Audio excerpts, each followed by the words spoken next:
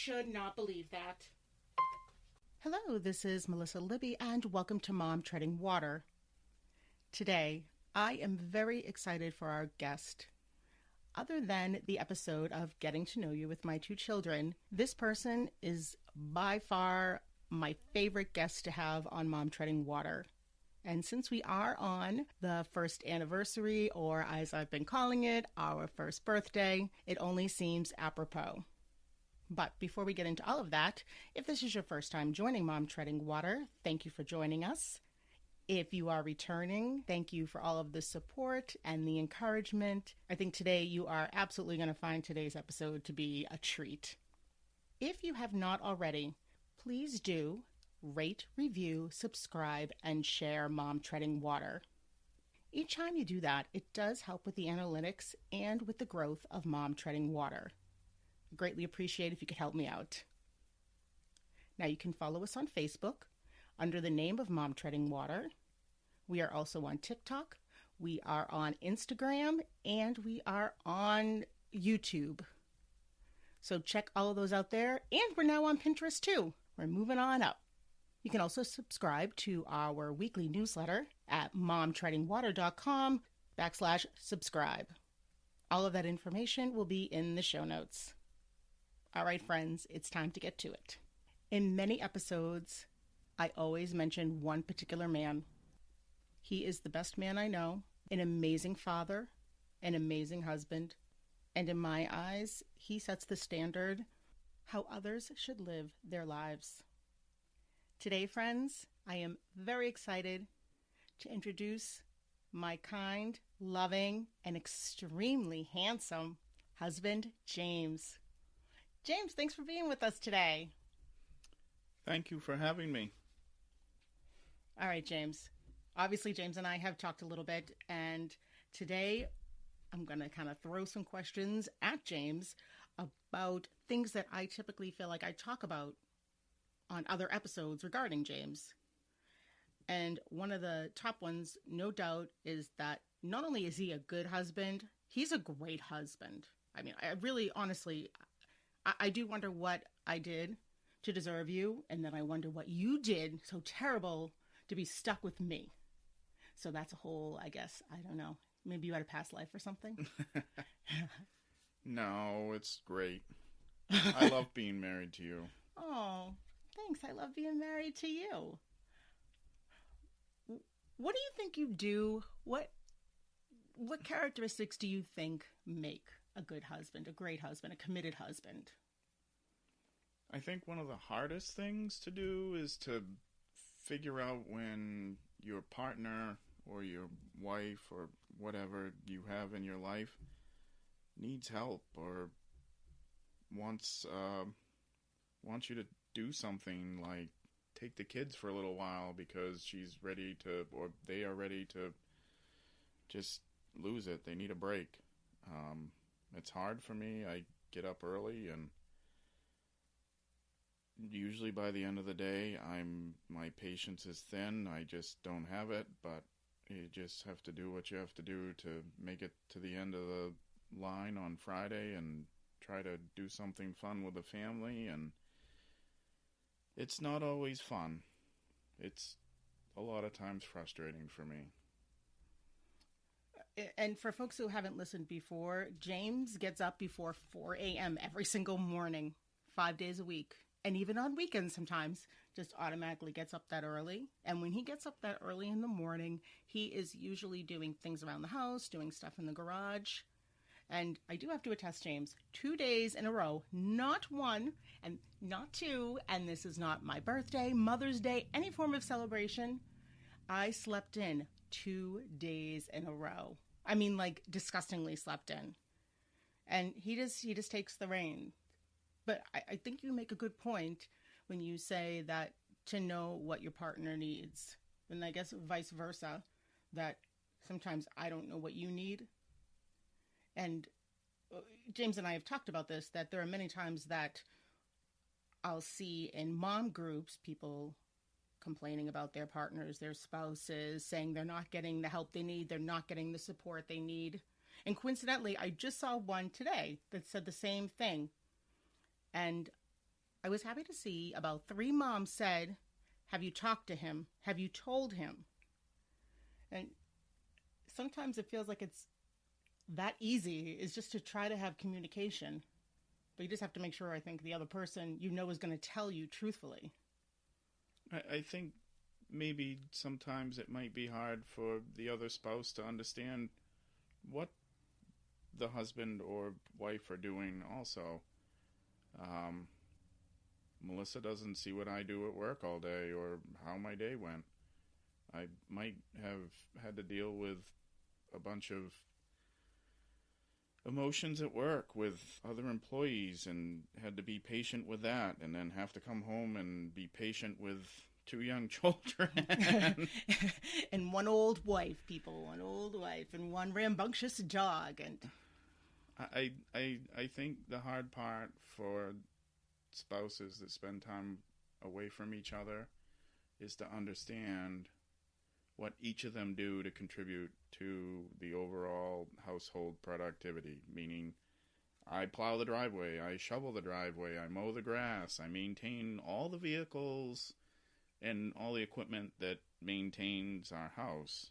And maybe some wives or partners don't see that as a contribution to the household, but it's things that need to be done to make our house a welcome place and a safe place for our kids to be.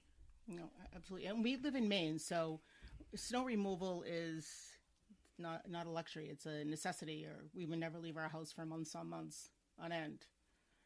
And I think that's a really, really valid point. There's been an episode, and I have a blog article about it, saying the 3 reasons why my husband does not help, and specifically use the word help. And James, I mean, I'm not saying you don't contribute, but what I mean by that is that we're a team, right? And we work together and we do things.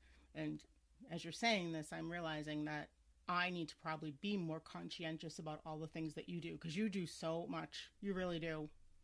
You really do. I mean, it's gotten a little easier for me now that I'm not with the kids 24/7 in the middle of a pandemic. Yeah, I love our children so very much, but that was a challenge for all of us, as many folks can probably relate to. But you are always amazing about just coming in and trying to give me a break. And even some nights when I'm like, I just don't feel like making dinner. Either you'll be cool with doing a takeout, or you'll make Dad breakfast sandwiches, or hot dogs and beans. Hot dogs and beans. You know what? Right? Our primary care physician, the best thing she ever said was, cereal is dinner. Cereal's dinner. It's okay, friends. Every night it's not going to be perfect, because none of us are perfect, and that's okay. That has to be okay. Right? Trying to be perfect is going to make you eventually lose it, because no one can be perfect.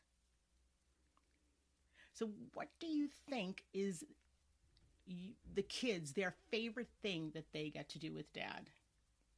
I would say Jackson's easily is playing Legos. Constantly. Kid is asking me all the time, Dad, can we play Legos? And I'm like, oh man, I just got rid of the blisters from the last time we played.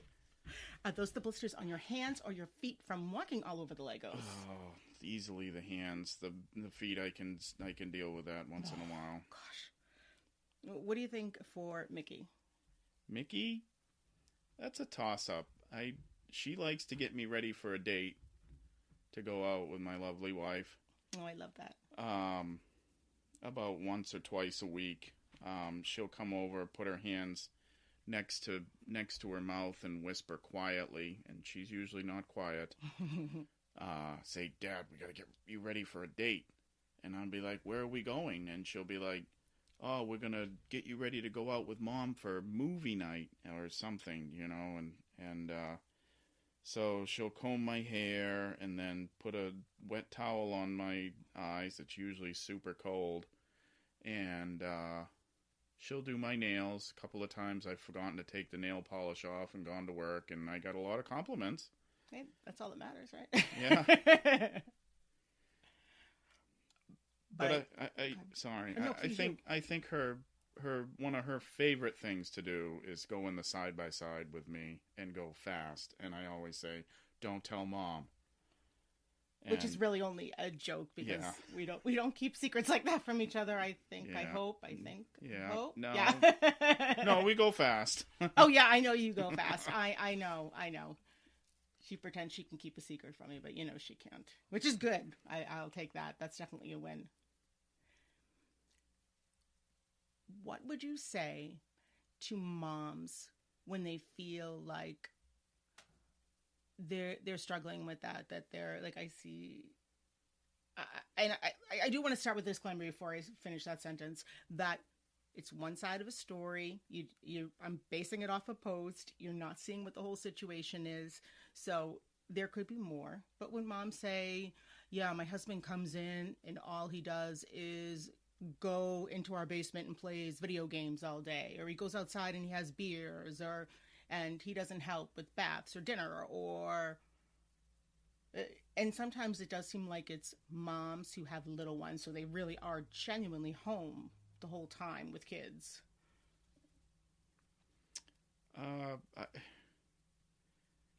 I'll be honest. I did not enjoy little babies. That's not my thing. The poop, the puke, the bottles, the late nights. That was probably the least fun I've had with the kids.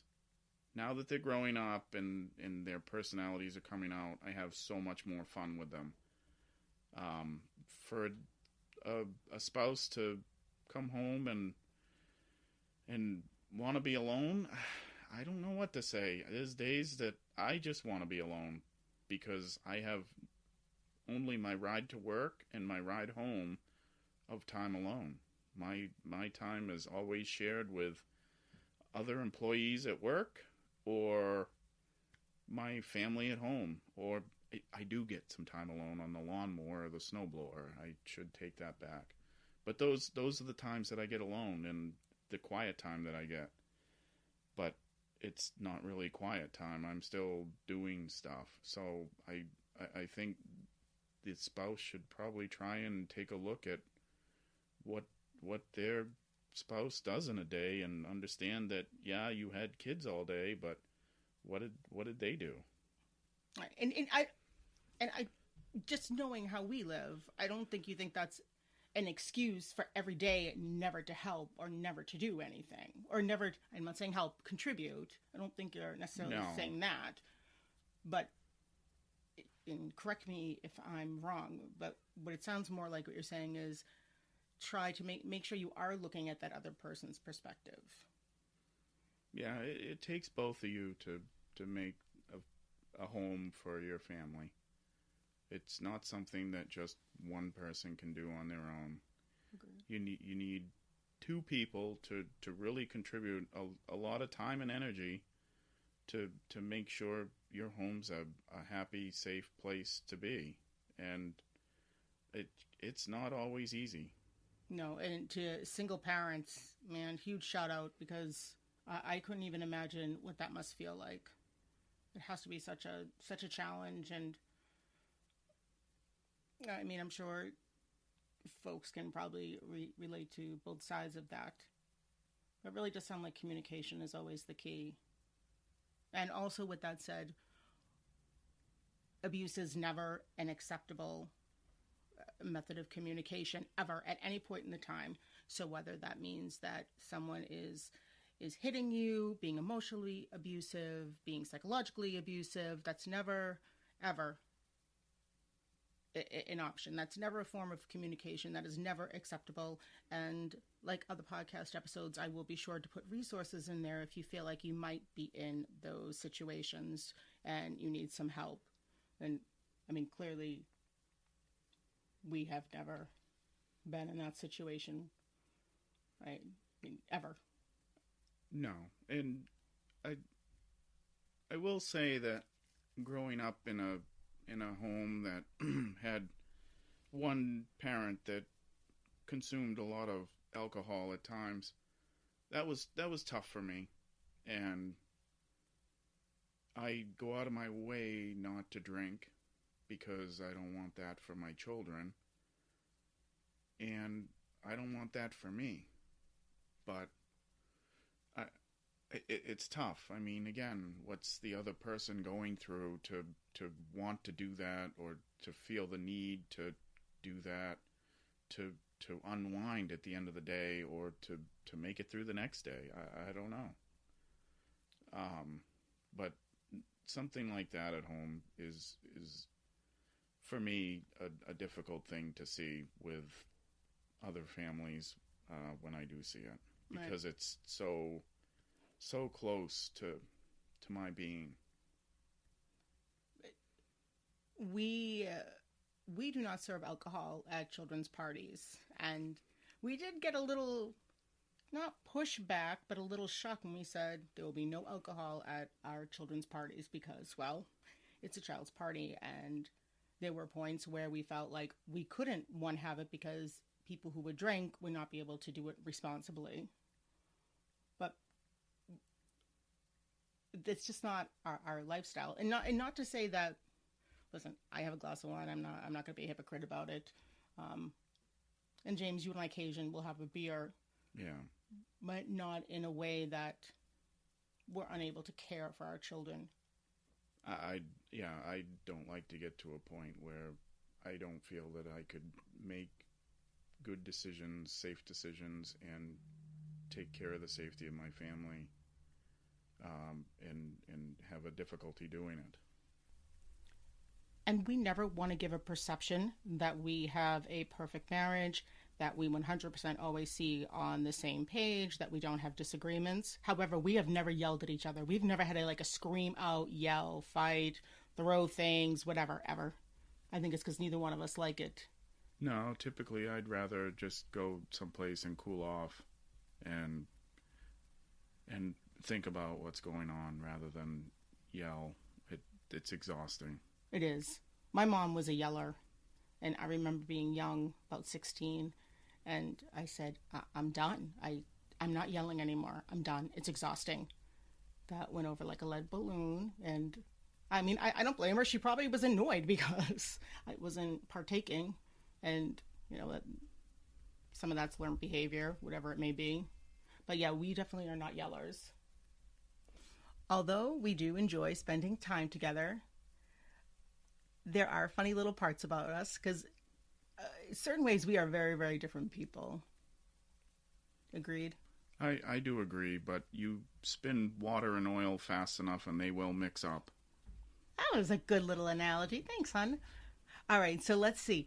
Can we ever agree on a movie?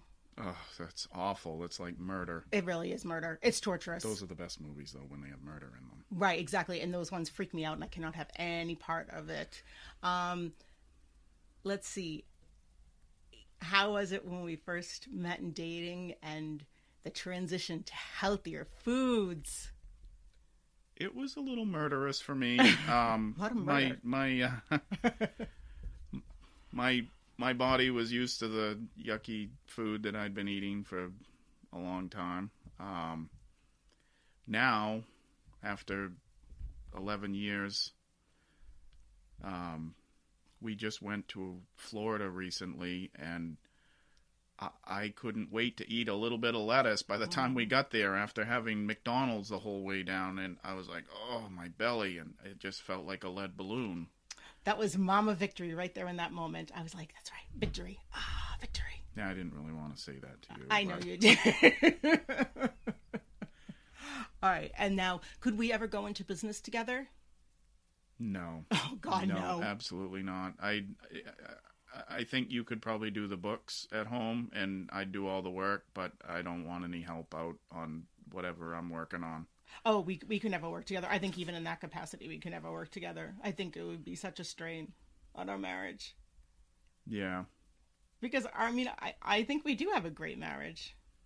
Yeah, we both enjoy different things. I think that's probably why we can always find something fun to do with the kids. Is I would probably take them on the side-by-side or go fishing or camping or something like that, and Melissa will take them to community theater and things like that I would have never done had I been a single parent, it certainly takes a global view of things to raise well-rounded individuals. Yeah, absolutely agree. And I never would have done things like fishing, and we're not going to hurt James's ego by admitting that I am better at fishing. I'd like you to show me the proof of that. Oh, I don't think that picture exists anymore. I will make sure that picture exists. Once it's online, it never goes away, my man. Never goes away. Oh. All right, James. Thank you so much for being here today. Thanks for chatting with us and celebrating 1 year. And I will have to say, James has been my biggest supporter and advocate on this crazy adventure of Mom Treading Water. He's been all for it and continually encourages me. So thank you, James. You really are, not only just an amazing man, but you're an amazing husband, amazing dad, amazing person. You're such an amazing role model for our children. And I honestly could not ask for a better partner in life. So thank you. I love you. I really appreciate that. I just want to say to everyone that it's not easy. It doesn't happen overnight, and it takes a lot of work to make it work. Mm-hmm. And I really hope you're successful with your podcast, because you work like it's a full-time job. It does feel like a full-time job lately, to tell you the truth. And if you don't believe me, I can show you a big pile of laundry and dishes that will prove that it is. I love you very much. Thank you, James. Love you too. All right. Thank you, everyone, for joining us today. And please be kind to yourself and be kind to others.